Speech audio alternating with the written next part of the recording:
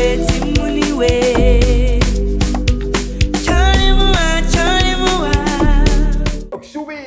and peace. This is Jiskila Vasi Arusha. Karabe mitambo ya CAF Champions League. Wine timu ya Mamelodi Sundowns na timu ya Stade Malien ngekhala Mali. Timu ya Stade Malien ndio ikokunda timu ya Mamelodi Sundowns nga skoro zibiri kagumba. Sono mapinduzi zvino timu ya Mamelodi Sundowns ikupera panda kati semi-finals nga aggregate score ine aba 3-2. Ngamara musi Mamelodi Sundowns yokunda timu ya Stade Malien nga skoro ziraruka gumba pano Africa chipembe. Ito wadaka fulu ka shango lote la Africa chipembe ndo wana timu ya Mamelodi Sundowns kwa twi kati semi-finals. My brother Shapuzi.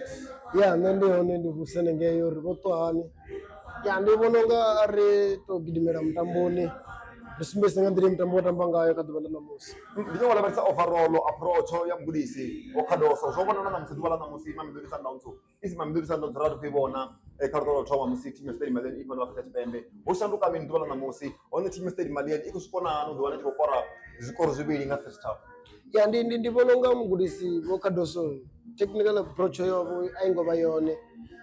Vojena vachikudhuvudhori vakudotsereredza ndivononga azvingoteyo ni tsireredze too deep ngamurams nova nikokanira phanda nga zvikoro zviraru kagumba ndimakungo manager game nichinyago manager game ka first 11 ndasikovuya ndanyangobona muswana Renasi Othoma na chikimo muswana lende angangomu ngori ndikovona ka formation yavo vakushumisa muswana Alende na muswana Mukwena na muswana Adamsi na muswana Santo une zvikombori vakushumisa Alende sa kwinga na yo vambudziso kanori arali vakotamba nga vatambi tsireledzi vanji zvikwambori vone vane vakwambori muswana Alende utotamba role ine kutotambwa nga muswana Matthews ene avanda ndivononga uri Mamelodi Sundowns isabe pasi ya mtiko hofuna yotoma nga muswana Matthews ine kai muswana ikotoma muswana Matthews na Brian Leon ine ichibuya indokunokuya ichikwambori rikotsireledza karutaro vili so ndivononga approach ya mgudisi kadosengo vayone ngori hana adzonungwa hana creativity muswana Alende ene rune angakona uvana upira mutambi angakona uri ave na chitaira so ndivononga ichijena timu ya Mamelodi Sundowns yajena kandiresione ngeno timu ya Stade Malien yadhuvudza iko ya all out yavo ri yona chikhala ya capitalize kasikala zote yazwana uri ikono baiko kwanyariza timu ya Mamelodi Sundowns. Mamelodi Sundowns my brother aingobona timu ine aba dangerous aingobona timu ine aba combo sanora divisa zonori iya kono diwana chikushimisa the species ya diwana iko capitalize ka species ine era kono ibona iko kono shikone ya kunda opponents ya pete obana chanduko kartara wili my brother no bana mini timu ya Mamelodi Sundowns chibe kartara wili yana chanduko dayo ngamra mtini kobona msora Matthews akojana pale mdabi kata msona Brian Leon chanduko yo thoma vaone ndi chanduko ya mswana Ndamane achiko achiko general mswana Kubido ineyo vayoto foseya kamgudisi vakadoso chanduko yodonga injari so ndichinga chanduko zemgudisi vazita one vane ndivononga arali vachikopanga mswana Mdunyelwa vakapanga mutambi wotsireledza zviyambori vone vane karutaro vili vodigana kalori rikotsireledza ngori ndandikobona Sundowns ine yavori yova ina Mudiva yova ina Mudau yova ina muswana Kubido ina muswana Kekana ina muswana Adamsi ina muswana Alende ina muswana Mukwena vene ndandikokona vona 7 players dzine dzitamba defensive zote zvasiya zvikombudza zori auchano mutambi ena dova achiko dispute bola ainaye ngori yo sacrifice nga Santo ene akuto dispute bola dzichiyaka ka left winger na ka right winger ine kayo Robert kovona ri musona Santo akutori ave ahone kati na musona Matthews ube no ri Santo achifara bola ave no option ndandikovona Santo ene hana option arali vasedza Santo wamsiko tamba first leg over Santo ene akukona kuona the option undingayisaga ndingebe guy oba amtambi ene dangerous rather than Namusi ndona over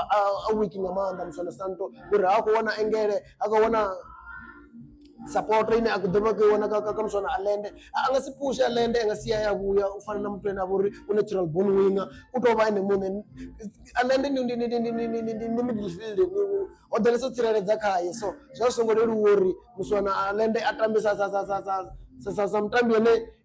zviva zvikokombedza muswana nuno uri atambe sa winga ngeno adove atambe sa behind the striker rune alende ova kutori adziwana ka behind striker mara angasitambe role uri ave behind the striker that is why chikokona kuona muswana nuno santo ova sina options dzine angakona kutamba kana usina competition ene aditamba ngori rikobona nuno ene akototamba achishavira ka left winger na rikobona nuno ene akototamba achikodora agenda ka behind the striker ngeno muswana alende ono huma deep zvive zvikocosta muswana nuno uri atambe posini mbiri vachipinga chitiri rune angasikona kusacrifice uri achitambe that is why unoona Sundown yasina manda yasina energy kama kunga attacking 73 minutes rikubona Aubrey Mdima mabrother kuona red card reckless tackling ubvane po media nepanda ndikwamba ono ribosikona vationa kusacrifice ngamsuna nuno santo pedze ndinyo kubana mbuse uri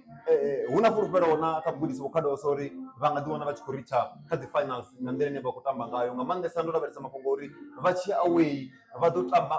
vachenja kutamba dochenja kutambele na ufana zwe vachitona musi ya ndibona nga ari humenyane murawo risedzeka first leg team ya Mamelodi Sundowns yona zvikhala zvingana zveisa zviconvert ya convert zvikhala zviraru pedzi rune ndibona nga arali mutambo uchirika first leg rihu ndi humene ritoshumisesa one zvikhala zvote zvine razviona uri arali rangapfiro rokundelwa mari na gol 5 dziari pa uri richihange namudzi richikotambo defender riyazvinozo riko defender kagolungana ngori gol 3 ndibona nga ndi gol tukusa rune nditsikobona nga mugudisi wakadeswe ndina furufero nalori vangadiwana vakoyaka makalo chere ono mutadzana kuri kwasakamana mabarata kana shakarotola disc lovers vazvidiko ridvala na musi rikopembera riri kabuyelo ikorizbizedzawo ishango la Africa Chipembe. Make sure you like, subscribe and comment. Timuliwe